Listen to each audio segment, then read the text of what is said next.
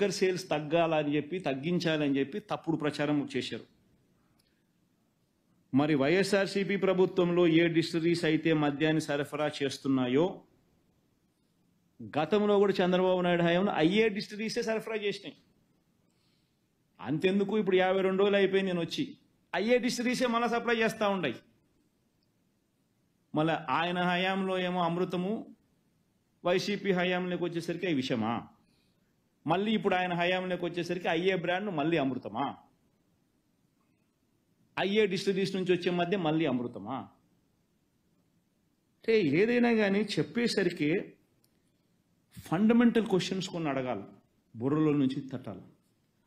ఎవడైనా కూడా మద్యం అనేది వాల్యూమ్స్ పెంచితే డబ్బిస్తారా, వాల్యూమ్స్ తగ్గిస్తే డబ్బులు ఇస్తారా? ఆలోచన చేయాల. లంచాలు తీసుకునేవాడు ఎవడు వాల్యూమ్స్ పెంచితే ఇస్తాడా, వాల్యూమ్స్ తగ్గితే ఇస్తాడా? మద్యం పెరిగితే, మద్యం విక్రయాలు పెరిగితే వస్తాయా, మద్యం విక్రయాలు తగ్గితే వస్తాయా? చంద్రబాబు నాయుడు హయాంలో 2014 నుంచి 2019 మధ్యలో ప్రతి సంవత్సరం లిక్కర్ 15% వాల్యూమ్స్ పెరుగుతూ పోయింది. పెరుగుతూ పోయి 2018-19 వచ్చేసరికి ఆ వాల్యూమ్స్ సంబంధించిన షీట్ ఉంటే కృష్ణ, వాల్యూమ్కి సంబంధించి 2018-19 వచ్చేసరికి మద్యంలో లిక్కర్ 3,84 లక్షల కేసులు. 2018-19 mark these words, these numbers. 2018-19 Chandrababu Naidu last year liquor 3.84 లక్షల కోట్లు, 3.84 కోట్ల కేసులు, 3.84 కోట్ల కేసులు, 3,84,00,000 కేసెస్ విక్రయిస్తే 2023-24 వైఎస్ఆర్సీపీ ప్రభుత్వంలో చంద్రబాబు నాయుడు గారి హయాంలో ప్రతి సంవత్సరం 15% పెరుగుతూ 3,84,00,000 కేసులకు పోతే వైఎస్ఆర్సీపీ హయాంలో మళ్ళీ 15 సంవత్సరం పెరుగుతూ పోవాల్సింది పోయి రివర్స్ తగ్గి 2023-24 అంటే 5 ఏళ్ల తర్వాత కూడా 3.32 crore కేసెస్, కోట్ల కేసులు మాత్రమే. బియర్ అయితే 2018-19లో 2,77,00,000 కోట్ల కేసు, 2.77 కోట్ల కేసులు అయితే వైఎస్ఆర్సీపీ ప్రభుత్వంలో 15% పెరుగుకుంటా పోవాల్సింది పోయి 2023-24లో కూడా 1.12 కోట్ల కేసెస్ మాత్రమే.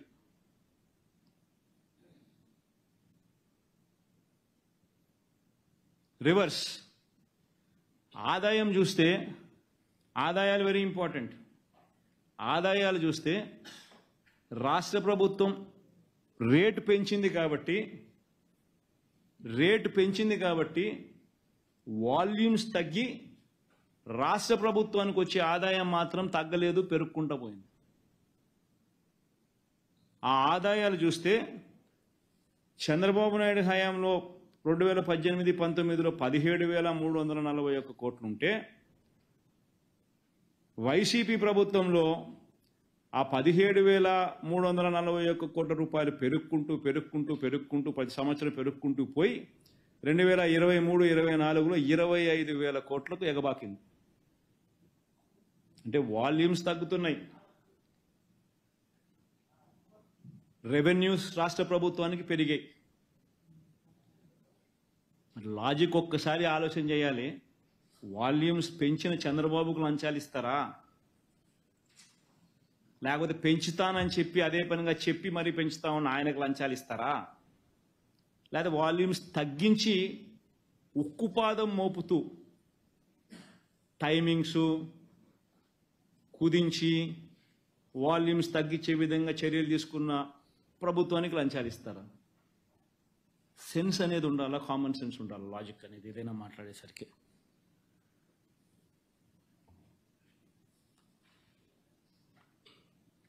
ఇంకోటి చంద్రబాబు నాయుడు ఇంకొక ఆశ్చర్యకరమైన మాటలు మాట్లాడతాడంటే నాకు అది నిజంగా ఆయన బుర్ర ఒకసారి పనిచేస్తాను సార్ బుర్రేనా అది ఆయన ఏమన్నా చెడిపోయిన మున్సిపాలిటీ దిబ్బనా అనిపిస్తుంది ఒక్కొక్కసారి.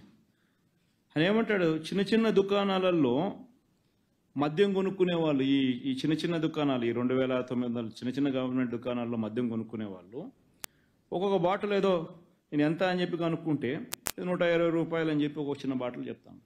ఆ 150 రూపాయలు ఇచ్చి కొనుక్కునేవాడు చెక్ ఇచ్చి కొనుక్కోలే, క్యాష్ ఇచ్చి కొనుక్కుంటా ఉన్నాడు అని అంటాడు. అసలు వాస్తవం చెప్పానంటే పాయింట్ ఆఫ్ సేల్లో డిజిటల్ పేమెంట్ను తీసుకొచ్చిందే వైసీపీ ప్రభుత్వంలో. వైసీపీ ప్రభుత్వం రాక మునుపు పాయింట్ ఆఫ్ సేల్లో డిజిటల్ పేమెంట్ లేనే లేదు. అయితే ఎవడైతే వచ్చి కొనుక్కుంటాడో వాడు క్యాష్ ఇస్తాడా, డిజిటల్ పేమెంట్లో వాడికి ఏదైనా పెడతాడా అనేది వాళ్ళ ఇష్టం. దానికి నువ్వెవడు నేనెవడు ఎట్లా మాపగలుగుతావు? ఇప్పుడు కూరగాయల షాపు లేకపోయినా నా కూరగాయలు తీసుకునేవాడు 100 రూపాయలు పెట్టి కూరగాయలు తీసుకునేవాడు, నాకు డిజిటల్ పేమెంట్ కావాలా, నాకు చెక్ వేయాలా అని చెప్పి ఎవడు అడగలుగుతాడు? ఎవడేం చేయగలుగుతాడు? వాడు క్యాష్ ఇస్తే క్యాష్ తీసుకుంటాడు, వాడు డిజిటల్ పేమెంట్ ఇస్తే డిజిటల్ పేమెంట్ తీసుకుంటాడు. ఆ షాపుల ప్రకారం జరుగుతాయి. ఈ మనిషి చంద్రబాబు నాయుడు ఆ 100 రూపాయలు 120 రూపాయలు క్యాష్ ఇస్తున్నాడు అని చెప్పి కూడా ఆరోపణ చేస్తాడు. బుర్రుందా ఈ మనిషికి? మన చంద్రబాబు నాయుడు 5 ఏళ్ళు తీసుకునేది ఏంది? ఒక డిజిటల్ పేమెంట్ అన్నా తీసుకున్నాడు, అంత క్యాషే కదా. అది కూడా ఎంఆర్పి కన్నా ఎక్కువ రేటుకి అమ్మినాడు. ఇక్కడన్నా ఎంఆర్పి కన్నా ఎక్కువ రేటుకి అమ్మితే గవర్నమెంట్ షాపులు అయ్యి ఎంఆర్పి కన్నా ఎక్కువ రేటుకి అమ్మే అవకాశమే లేదు. ఎంఆర్పి రేట్ ఎంత ఉంటే అంతే అమ్మాల. గవర్నమెంట్ షాప్ ఇది, అక్కడ ప్రైవేట్ షాపులు. ఏ షాపు కూడా గవర్నమెంట్ ఎంఆర్పి రేటుకి అమ్మిన దాఖలాలు ఎప్పుడూ లేవు గతంలో. అది స్కామా, ఇది స్కామా? నోరు తెరిస్తే అబద్ధాలు, నోరు తెరిస్తే మాట్లాడాలి. అసలు గవర్నమెంట్ చేస్తూ ఉంది వ్యాపారం, ఆదాయం గవర్నమెంట్కి వస్తూ ఉంది. చంద్రబాబు నాయుడు హయాంలోనే డిస్టరీస్ 20 డిస్టరీస్ గవర్నమెంట్కు మద్యం సప్లై చేస్తూ ఉంటే 14 డిస్టరీసు చంద్రబాబు నాయుడు స్వయంగా లైసెన్స్ ఇచ్చి కమిషన్ చేయించినాడు. ఆయన ముఖ్యమంత్రిగా ఉన్న పీరియడ్స్లో, ఆయన 14 సంవత్సరాలు ముఖ్యమంత్రిగా పరిపాలన చేసిన కాలంలో ఆయన హయాంలోనే 14 డిస్టరీస్కు ఆయనే స్వయంగా లైసెన్స్ ఇచ్చి పెట్టించిన డిస్టరీస్ ఇవి ఉన్న 20లో. మిగిలిన 6 డిస్టరీలు కూడా చంద్రబాబు నాయుడు హయాం కన్నా ముందు వచ్చినట్టు, మనకేం సంబంధం లేదు.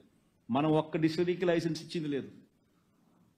మరి ఆయన పెట్టించిన డిస్టరీస్లో ఆయనకు లంచాలు ఇస్తారా? ఇంకొకరికి లంచాలు ఎవరైనా ఇస్తారా? వాల్యూమ్స్ పెంచినందుకు లంచాలు ఇస్తారా? వాల్యూమ్స్ తగ్గించినందుకు లంచాలు ఇస్తారా? ఇవన్నీ ప్రతి ఒక్కరూ కూడా ఆలోచన చేయాలి. ఎవడు లంచాలు తీసుకున్నాడు, ఎవడు ఇప్పుడు లంచాలు తీసుకునేదానికి మళ్ళా రెడీ అయిపోయి, ఎవడు ఇప్పుడు మళ్ళీ మద్యం రేటు తగ్గిస్తా, నేను వాల్యూమ్స్ పెంచుతా, 1 బాటిల్ తాగేవాడు 4 బాటిల్ తాగండి అని చెప్పి ఇప్పుడు మళ్ళీ ప్రమోట్ చేస్తూ ఉన్నాడు. వాల్యూమ్స్ పెంచేదానికి ప్రమోట్ చేస్తూ ఉన్నాడు నిస్సిగ్గుగా. చేస్తూ ఉన్న ఈ మనిషి లంచాలు తీసుకునేవాడా? వాల్యూమ్స్ తగ్గించేదాని కోసం కృషి చేస్తూ ఉన్న వాళ్ళు లంచాలు తీసుకుంటారు. ప్రతి ఒక్కరు కూడా ఆలోచన చేయమని కోరుతా ఉన్నా.